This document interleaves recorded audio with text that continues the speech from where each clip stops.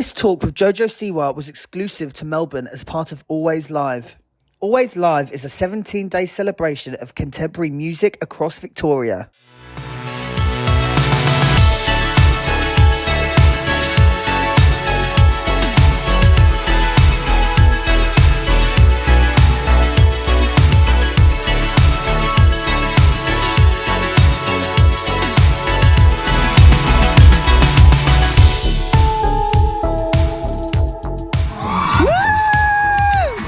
This centre is so incredible and so special. So Melbourne, shout out to you for having such an amazing centre for queer people to just come to. This feels such an honour to be here, and I hope you're going to have a lovely time. So my name is Bimini. You might know me. You might know me from RuPaul's Drag Race UK Season 2. But more recently, I've just launched my own podcast called The Pieces, where each week I sit down with a guest and we dive into all sections of their identity and who they are and what has made them who they are today. And today, I am getting to speak to and chat to an icon down under. I might be looking for a visa, so get ready. But this week's guest on, The Pieces, this person, this icon is a YouTube sensation, pop star, dancer, entrepreneur, social media influencer, and the New York Times best-selling author, all by the age of 21, by the way. Along with her combined following of 65 million followers, this icon is best known for her bows, dance mum, and karma. May we present my dream guest. A round of applause for Jojo Siwa. Yeah, baby. Give it up for Jojo, everyone. Lap it up, baby.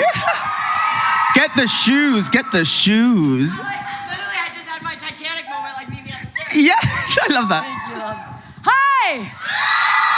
Heck yeah! Oh my God, y'all are iconic. You better with the karma makeup. You better with the bows. Yes. Y'all better with the glitter. Y'all better with the vests. Y'all better. Hi. You better work. You better work. Give it up for Jojo, everyone. Hi! Oh my God, I'm so excited. I had no idea what to expect right now. I thought nobody was gonna show up. This is amazing. These are all great. They're all going to have a great time. We've got some audience questions at the end. Oh, I love. But first, how are you? I'm so good. I'm so happy. Yay. I'm in such a good place in life right now. Oh, amazing. I feel so satisfied. I feel so content. I just am so happy. That's so beautiful to hear. How long have you been in Australia? Like 24 hours. 24. No, I got here yesterday. Nice. So like 36 hours officially. I got here last week and the jet lag is real. Yeah, the jet lag. I will say that my last 2 nights in America, I pulled all-nighters. Yes. So then I got on the plane and I just slept. And so I'm actually kind of feeling good. Okay, good. Well, we're going to be performing tonight. I'm DJing, you're performing. Yes. At Tramp. Is anyone going? Yes, please come, please come, please come. Well, I think, it's going to be a good time, but let's get into these questions. I'm so excited. I also have to say I'm so honored to be interviewed by you. I'm honored to interview you. This is everything. This is like an iconic moment. One of my best friends is like your #1 fan. Really? And is coming tonight to Tramp and was like, hey mate, like we've got to stay after so I can watch Bimini. Like, yeah, for sure. And they were gonna come with me, and now I just texted them and I was like, should have come with. I was like, guess who I'm literally with right now. We'll see them tonight. We'll have a good time. Yeah, for sure. So I want to go right to the beginning because you have achieved so much. Thank you. At 21 years old. May 19th, 2003, I Taurus. slid out into the world. You're a Taurus. I am a Taurus. Same. Yes, really? What's your birthday? May 12th, 1993. Yep. So I want to ask you, can you explain the reality of growing up as a child star? How has it shaped you today? I wish I could answer that in a minute and a half.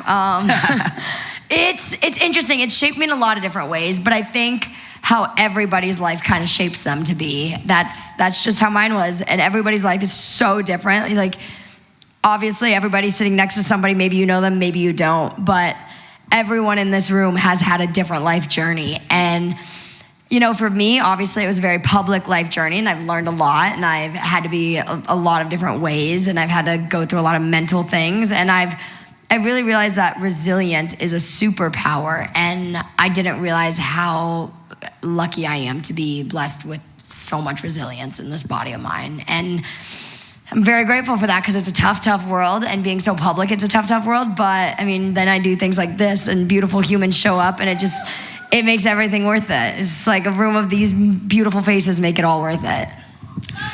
I love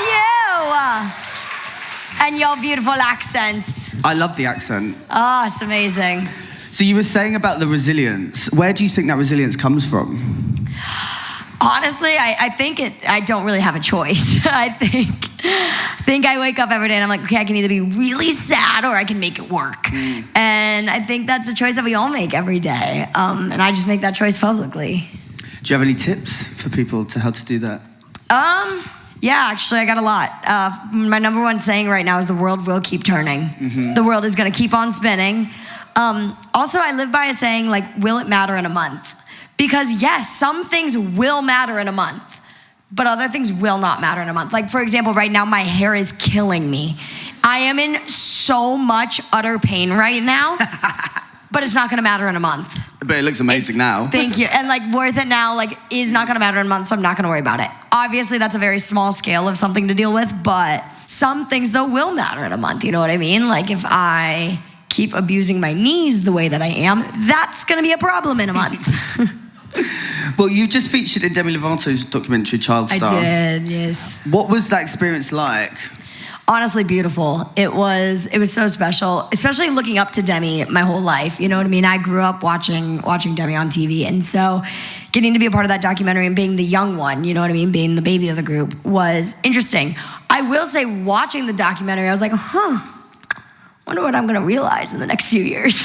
Like, made me kind of question like how much naiveness I still have in me about my childhood, but I don't know, where I'm at right now, I'm just in a good place and I'm happy, and I think that's all we can ask for in this world. Love that answer.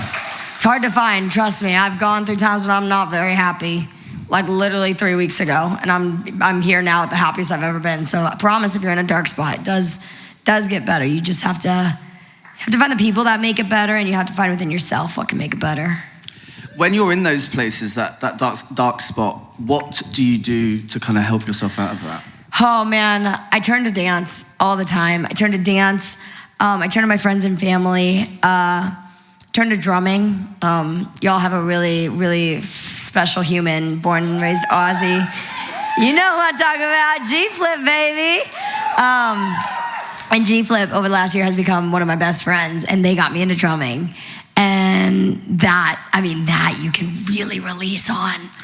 Yeah, you just go for it. Yeah, sometimes I like to drum with technique and like, you know, be proper, and then other times I'm like you can really get some rage out.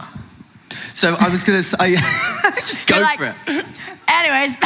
No, I was gonna say with that, like, I think it's really important, and I think for everyone here as well, like, I would also say when I've been in places of darkness, a creative outlet is so important to find.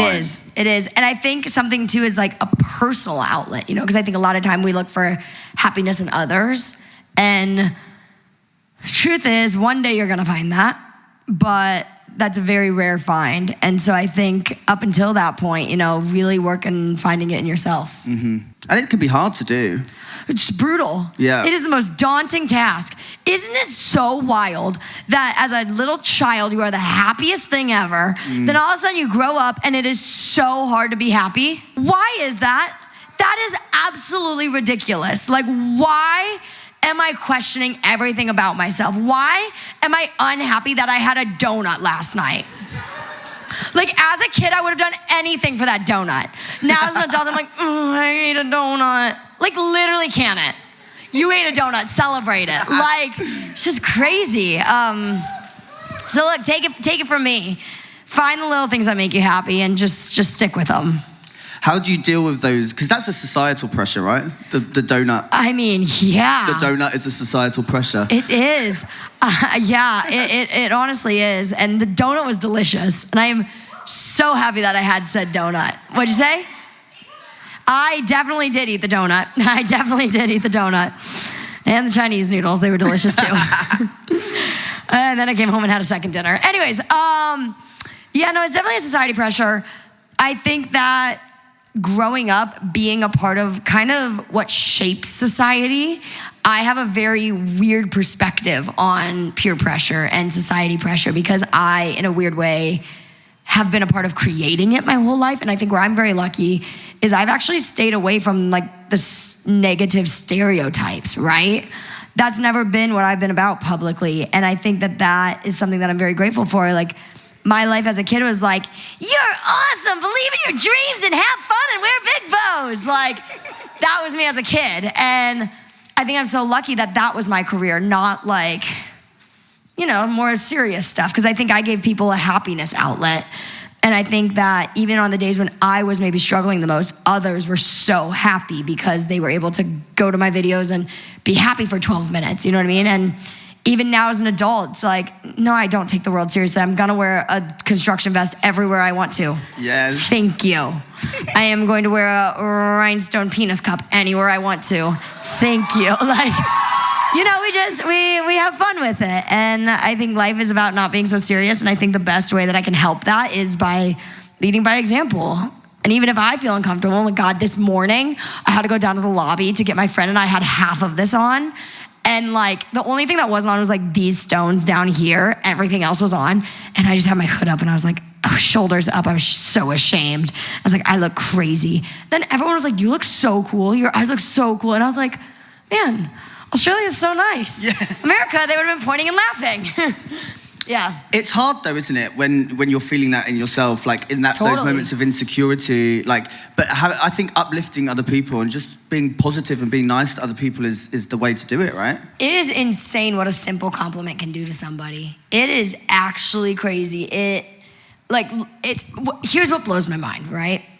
I could look at every single one of you, right, and give you a simple compliment, right? And I might not know that that might be the thing that you're struggling with, or that might be the thing that you wake up and don't think twice about, you know what I mean? And it's just crazy what that simple compliment can change for you. And so that's why, like, give those compliments out. Give other people their flowers, you know what I mean? Like, I think that that's so, so important to just spread the love, because people, everybody has it the same. Everybody feels insecure. Mm-hmm. Everybody feels not right sometimes. Everybody has it. And so the more you can be there for people, the better.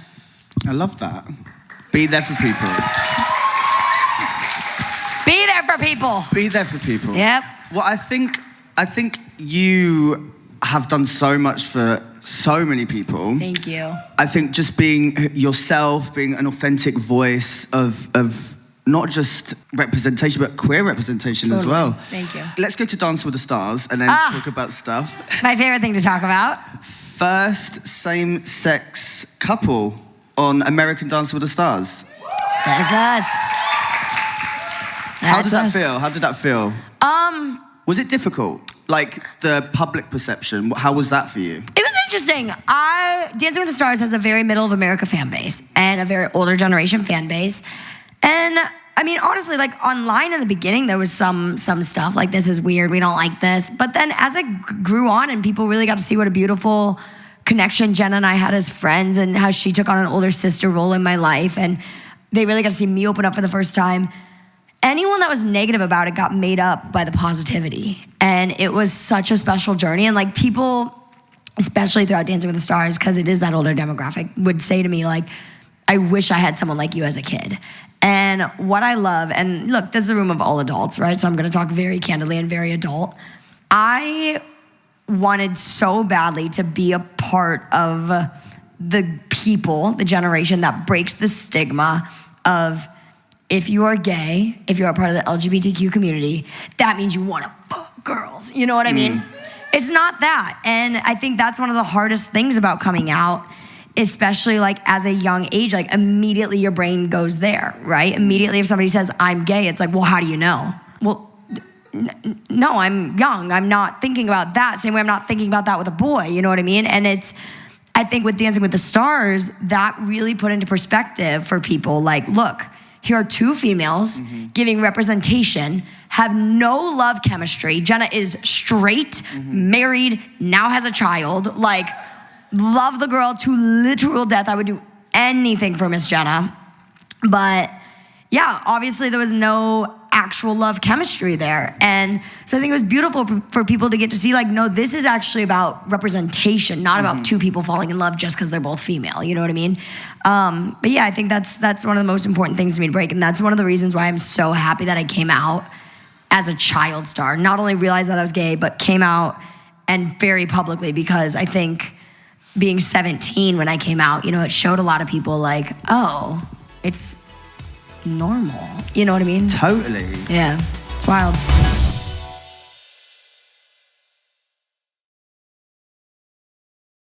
We're in Melbourne's, I think Australia's first ever LGBTQ centre. This place is stunning. It's amazing, right? Like, I don't know what goes on here, but like, I want to be here every day. I feel like it's so important to have these spaces, but I feel like you have been, you coming out in the kind of public platform and the realm that you are in would have been quite a big thing for a lot of people. Totally. But how did you deal with that yourself? Because it's also, I think, we all struggle with our identity and figuring out who we are, but to do it so publicly while figuring it out, how did you cope? How was Okay, that? are you ready for the most wild story ever? Let's get into it. I stayed up all night and talked to Iggy Azalea. Like, I know that sounds crazy, but anyways, we had just filmed a video together, and so we were slight homies at the time. And so whatever, I came out and she texted me and she was like, I'm so fucking proud of you. And I was like, thank you. She had just had a kid and I was like, I'm so, like, congratulations. And anyways, she was like, why are you awake right now? And I was like, because I came out. And I was like, why are you awake right now? And she was like, because I had a kid. And I was like, great. And then we just kikied over text for like 6 hours overnight. And I stayed awake all night. And yeah, she's a lovely human and got me through that first night. I love that. Yeah, such a random. Yeah. And I don't think we've spoken since. And that's the best part. Like, could pull up the text thread and I'm pretty sure it ends like That's it. on January, whenever I came out. That's hilarious. That's so good. So obviously, other than Iggy Azalea, how else did you deal with it? Like how? Yeah, you mean like the mental answer? Like, yeah, mentally. Like how we're trying to keep it light in here. Yeah. No, honestly, I guess I thought it was all positive, and I was naive to the negative. And it should be though. It is a positive experience. It's a very Coming positive out experience. And I think once I realized that there actually was some negativity involved, I was like, honestly, I was lucky. I was 17, and I was like, yeah, doesn't matter. The haters, like, literally didn't care. But then, you know, I actually say, like, as I get older, reading comments gets harder. And even right now, like, obviously I'm not on social media, but obviously I don't live under a rock. What'd you say? We miss me? Thank you. I miss you guys, but don't worry, I'm still seeing what's being posted, and I'm seeing the support, and it means the absolute world to me, seeing what everyone has been sharing online, especially with the new song Iced Coffee coming out. It's been nice to see everybody who likes the way I grind on my bean. What? It's a very deep-rooted joke. Only those that get it, y'all get it. Yeah, I cannot wait to perform that tonight. Are you performing tonight? I'm performing tonight, and I'm performing Iced Coffee tonight. And I just really hope when it gets to I Like the Way You Grind on My Bean, I hope the audience gets it. And I hope it's like a moment. It might not be. The song literally came out today. Like, wait, actually, it came out. It's out in Australia now. Literally 33 minutes ago. Hey! Yeah. Go stream it. Yeah. So yeah, it's hard, obviously, but I have a very good support system. And one of my best friends, Savannah, told me something. She said, if no one who actually knows you would say it, it's not true. Absolutely, that's and good I was advice. Like, interesting. And so like right now I'm dealing with an online situation that I'm like, oh, this is so hard because I don't want to speak about it, but It's also like, it's like not what's actually going on, but actually what is going on. And it's like, but then I'm like, no, look at the people in your life. You're okay. You're okay. Good. What makes you the happiest? Stumped. A lot of things. This makeup makes me really happy. Thank you. Honestly, doing my makeup makes me really happy. When I'm on stage performing, that is definitely one of my happiest homes, and I do feel like I'm home there. Dancing, being in the studio, that's my place. And how has the change in music come for you? Your new direction. Oh boy, it's Because I'm loving all of the looks, by the way. The makeup is giving, it's fab. So Thank you. How is this journey for you? It's been really fun. It's fun to explore. It's fun to play around with. It's hilarious, honestly. I love messing with the world. I love seeing how far I see that. I can tell. So fun. I can tell. I love seeing how far I can take something. I love seeing how creative I can get with something. I love releasing a song and not mentioning a word about it, yet it goes viral. That chuckle is exactly what I hear in my brain. Yeah. I see a video with hundreds of thousands of likes, and it's that. Keep it cooking. Who inspires you the most? Freddie Mercury. Yes, shout out Freddie Mercury. Freddie Mercury. Yeah, he's a massive inspiration in my life, and I oddly get a lot of signs that he's around me in my life. It's like a little freaky. Like a little freaky. I was in the recording studio the other day, and I'd go in, and I had stayed awake all night, and I had no voice, and I was just like, I had rehearsals all day, but the day before, and it was just a mess. And I was like, I'm already insecure in a recording studio. Like, I don't know how I'm gonna get through this. Like, whatever, fine. So I'm standing in the booth, and this house was perfectly organized, but there was one thing out of place, one thing. And it was a Freddie Mercury coaster. And it was propped up in the booth of the studio. And I walked in, and I was like, Jesus ain't taking the wheel today. Freddie, you got this. It's like Freddie's gonna deliver all this for me. So yeah, he's definitely my biggest inspiration. That's such an amazing artist. Thank you. Like, I didn't expect that, Yeah. but I can see it. Actually, on my rehearsal in-ears, not my performance in-ears, but my rehearsal in-ears, one has my logo and the other one has a Freddie Mercury quote saying, "Nobody can sing my songs better than I can." Oh, I love that. Thank What you. it is about Freddie that inspires you the most? Oh, he's just the best. Look, I'm sure at some point he cared what people thought of him, for sure. Mm-hmm. But I think that he gave off so well that he didn't. And he made others feel like they didn't need to. And that is such a beautiful thing. He was very unapologetic. Yeah, even when I think of Freddie, I'm like, Freddie wouldn't care. Freddie wouldn't care what people think of him. Freddie wouldn't care if people judged him. Freddie wouldn't care if he messed up. He'd think it's the best thing ever. And so that's kind of how I try to think about myself. Like, if Freddie wouldn't care, I shouldn't care. So your Freddie is my Madonna. Yep. I'm like, what Absolutely. would Madonna do? What would, literally, WWMD, like, what would Madonna do? We love. Do you have any advice for anyone that is struggling with their identity, figuring out who they are? Yes, good luck.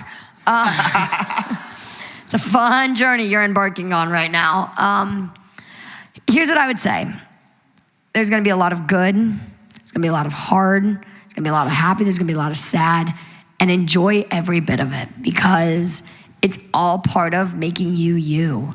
And it's beautiful. And in hindsight, in 10 years from now, you're gonna look back and be like, damn, I did that. I broke through those barriers. I got rid of those who didn't accept me, treat me fairly, and I did it. I became the human that I want to become, and I think that that's something that's so important. I think that's why also it's really cool to have incredible LGBTQIA role models.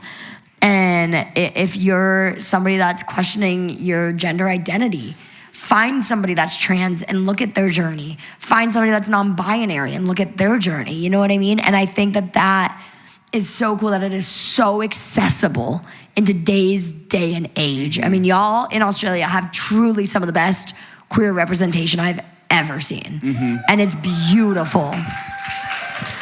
So beautiful. I love that. I think that's really sound advice for everyone even me and everyone in this room, you know, like, Yeah. over the years, I've struggled figuring out who I am and looking for other people, looking for that representation. Yeah. And then be that representation, you know? Stand Create up. your own way. Create your own way. It's hard. I love Flip's story about how they were like, they wanted somebody like the human that they are now to look up to.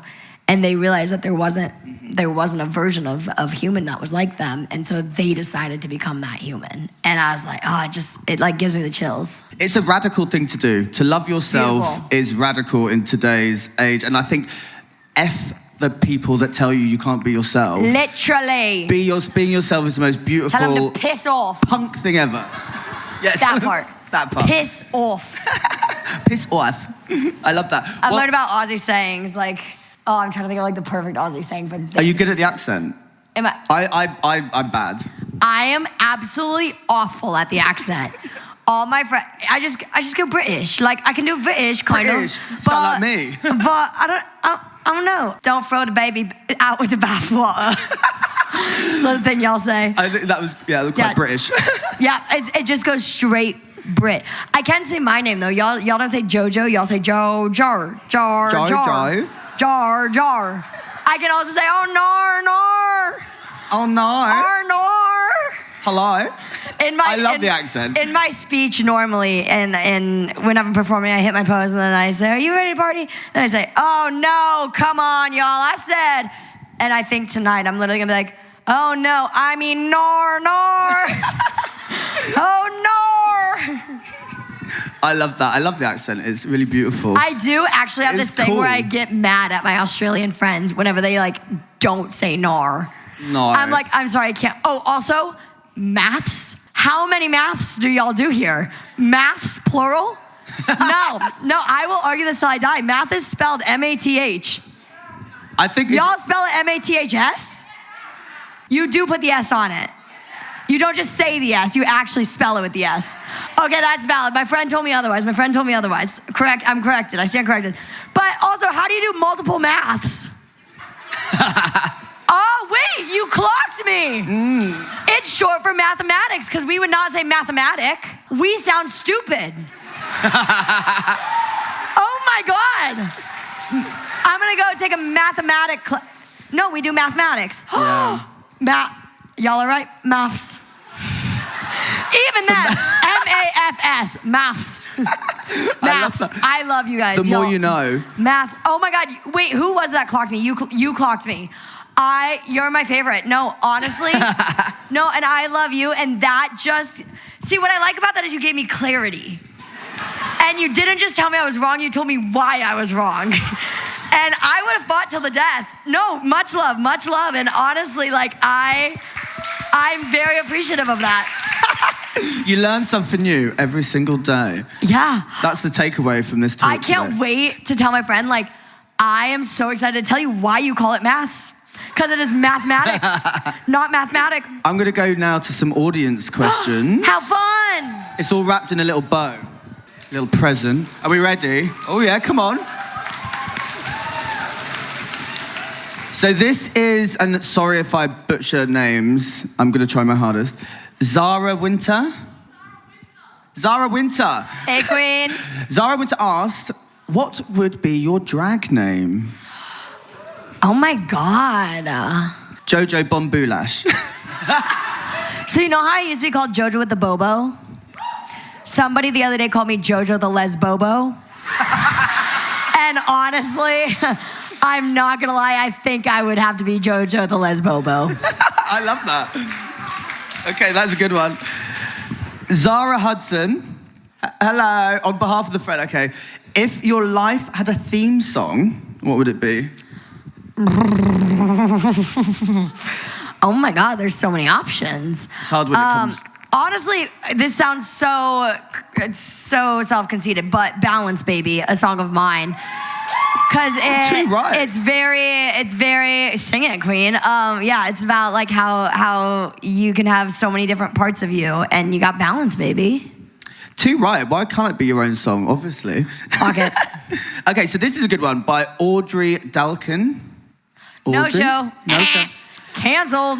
So this is a good one. You've danced, sung, acted, and conquered social media. What's left on your bucket list? So many things. I want to skydive. That had nothing to do with the career, but I just want to skydive. What's left Have you been to Perth?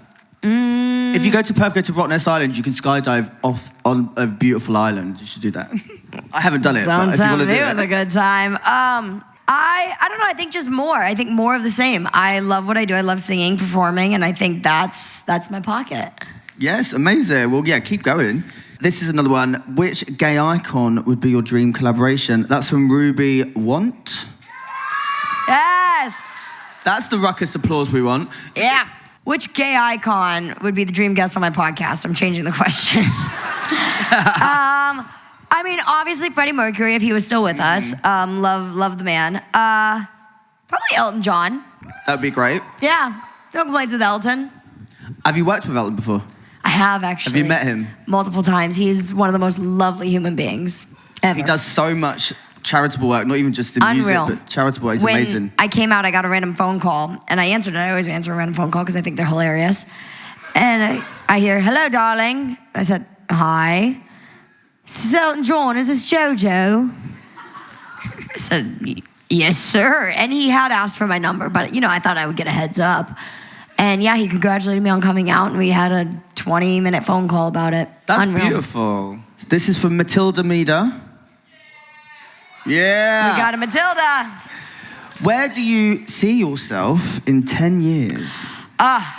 We already know the answer to this one. Yeah. Freddie, Eddie, and Teddy running around Disneyland. I don't know. I see myself on tour. I see myself obviously with Freddie, Eddie, and Teddy. See myself with a beautiful, beautiful wife. I don't know. I feel like in 10 years, it's honestly, I'll just be happy to be alive. You've done so much already. I have this thing where I'm always like, yeah, I'll do that if I make it till then. Like, that feels so far away. 10 years. I think I've had that as well, and I think that's part of being LGBTQ. It's valid. Honestly valid. We can do everything. That part.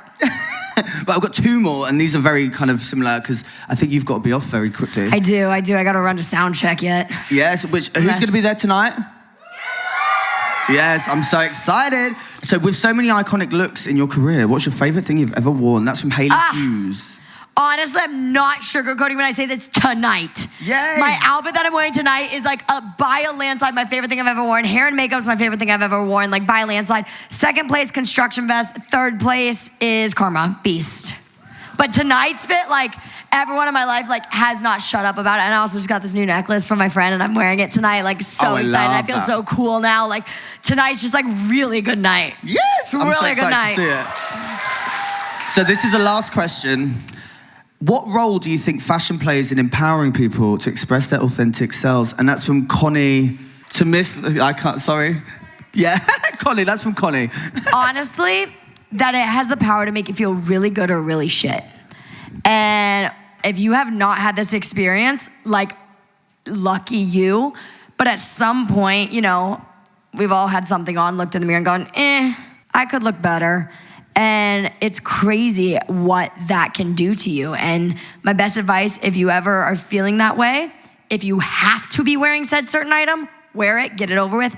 If you don't, though, take that thing off and put on your most comfort outfit ever. Put on black sweats and a black hoodie and lean with it, literal rock with it.